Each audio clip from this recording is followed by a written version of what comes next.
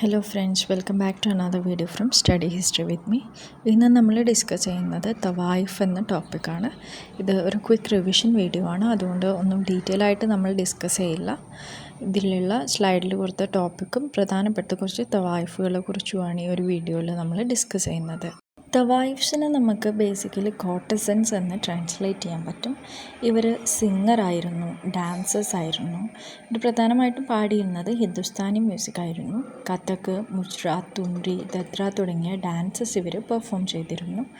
മറ്റൊരു പ്രധാനപ്പെട്ട ഇവരുമായിട്ട് ബന്ധപ്പെട്ട പോയിൻ്റാണ്, ഇവർ ഉറുദു പോയട്രിയിൽ വളരെ ഗ്രാഹ്യമുള്ള ആളുകളായിരുന്നു. ഉറുദു പോയട്രി എന്ന് പറയുമ്പോൾ ഗസൽസ്. നൃത്തത്തിൻ്റെ ഒരു റോമനൈസ്ഡ് വേർഡാണ് നൗച്ച്. നാച്ച് എന്നാണ് ഡാൻസിന് പറയുക. അതിന് ബ്രിട്ടീഷുകാർ വിളിക്കുന്ന പേരാണ് നൗച്ച്. റെഗുലറായിട്ട് ഇവർ പെർഫോമൻസിൻ്റെ റിഹേഴ്സൽസ് നടത്തിയിരുന്നു. ഈ റിഹേഴ്സൽസിന് പറയുന്ന പേരാണ് റിയാസ്. നൊബിലിറ്റിയാണ് ഈ ഒരു തവായിഫുകൾ പ്രധാനമായിട്ടും കാറ്റർ ചെയ്തിരുന്നത്. ഓരോ തവായിഫിനും അവരുടേതായ സ്യൂട്ടേഴ്സ് ഉണ്ടായിരുന്നു. നല്ല ഉയർന്ന പൊസിഷനിലുള്ള തവായിഫ്സിന് അവരുടെ സ്യൂട്ടേഴ്സിനെ ചൂസ് ചെയ്യാൻ പറ്റുമായിരുന്നു. നോബിൾസിൻ്റെ ഇടയിലുള്ള യങ് ആയിട്ടുള്ള പുരുഷന്മാരെ ഇവരുടെ കോത്താസിലേക്ക് എഡ്യൂക്കേഷൻ്റെ പർപ്പസിന് വേണ്ടി അയക്കുമായിരുന്നു. ഇവർ അദാബ് എന്ന് പറഞ്ഞാൽ എറ്റിക്വറ്റ്, അതുപോലെ കായിദ, മാനസ് തുടങ്ങിയ കാര്യങ്ങളാണ് ഇവിടെ നിന്നും പഠിക്കുക. തവായിഫുമാർ താമസിച്ചിരുന്ന സ്ഥലത്തെയാണ് കോത്തകൾ എന്ന് വിളിക്കുന്നത്. ഇവർ ടെമ്പിൾസിലൊക്കെ ഹോളിഡേയ്സിൽ പെർഫോമൻസ് നടത്തിയിരുന്നു. സ്പ്രിങ്, അതായത് ഹോളിക്ക് ശേഷമുള്ള സ്പ്രിങ് ഫെസ്റ്റിവൽ ഇവർക്ക് വളരെ ഇമ്പോർട്ടൻ്റ് ആയിട്ടുള്ളൊരു ഫെസ്റ്റിവലായിരുന്നു. ആ ഒരു പീരീഡിൽ ഇവർ ബസാറിൽ ഡാൻസ് ചെയ്തിരുന്നു. തവായിഫ്സിൻ്റെ ഇനീഷ്യേഷൻ സെറിമണിയാണ് മിസ്സി സെറിമണി. ഇതിൻ്റെ ഭാഗമായിട്ട് ഇവർ ചെയ്യുന്നതാണ് പല്ല് കറുപ്പിക്കുന്ന ഒരു റിച്വൽ. പൊതുവെ തവായിഫ്സ് ആയിട്ടുള്ളവർ കല്യാണം കഴിക്കാറില്ല. അവർക്കൊരു സ്യൂട്ടർ ലഭിച്ചിട്ടുണ്ടെങ്കിൽ ആ സ്യൂട്ടറുമായിട്ടുള്ള റിലേഷൻഷിപ്പ് ടെർമിനേറ്റ് ചെയ്തതിന് ശേഷം മാത്രമേ മറ്റൊരു സ്യൂട്ടർ ഇവർക്ക് ചൂസ് ചെയ്യാൻ പറ്റൂ. തവായിഫ് എന്ന പദം പ്രധാനമായിട്ട് യൂസ് ചെയ്തിരുന്നത് നോർത്ത് ഇന്ത്യയിലാണ്. കോർട്ടിസൻസിന് ബംഗാളിൽ ബൈജീസ് എന്നും ഗോവയിൽ നൈക്കിൻസ് എന്നുമാണ് പറഞ്ഞിരുന്നത്. ബ്രിട്ടീഷ് പീരീഡിലെ തവായിഫ്സിൻ്റെ ജോബിനെ വളരെ ഡീഗ്രേഡഡ് ആയിട്ടായിരുന്നു ബ്രിട്ടീഷുകാർ കണ്ടിരുന്നത്. വിക്ടോറിയൻ സ്റ്റാൻഡേർഡ് വെച്ച് നോക്കുമ്പം ഇവരെ കണക്കാക്കിയിരുന്നത് പ്രോസ്റ്റിറ്റ്യൂട്ടുകളായിട്ടായിരുന്നു. ഈ ഒരു മോശമായിട്ടുള്ള അവസ്ഥ പല തവായിഫ്സിനെയും പ്രോസ്റ്റിറ്റ്യൂഷനിലേക്ക് നയിച്ചു.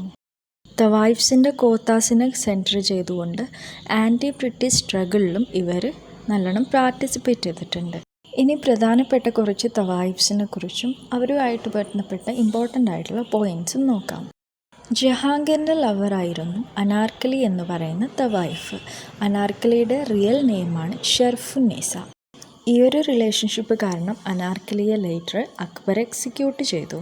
മറ്റൊരു പ്രശസ്ത പോയറ്റായിട്ടുള്ള ഒരു തവായിഫാണ് മാഹ്ലക ബായി. ഇവരുടെ പെൻനെയിമായിരുന്നു ചന്ദ.